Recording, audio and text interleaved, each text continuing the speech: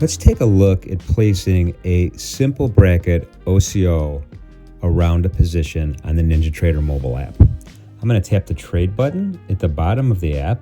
It'll open up a trade ticket. I'm going to go ahead and set up my trade now.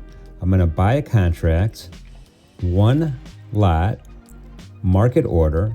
I'm going to scroll down a little lower and you'll see some buttons that could toggle on and toggle off. Take profit, I'm going to toggle on, and then I'm going to click on it to see if my settings are correct.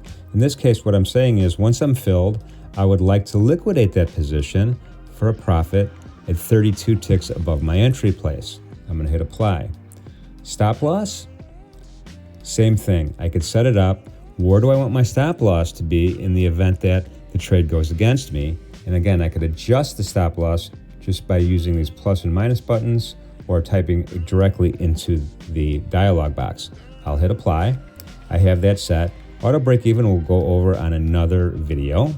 So what I'm going to do is I'm going to place my order and I will get a confirmation pop up that says, are you sure you want to do this? I'm going to say yes, buy market, and then I get my fill at the bottom. Remember, it was a market order. So now I'm long one, micro E-mini NASDAQ. Then I get my confirmation for my stop, which says it's working. And then I get my confirmation for my limit. It says it's working. I can verify that by clicking the manage button and I'll see there are my orders right there, which I could cancel, modify, or leave alone. Hope that helps.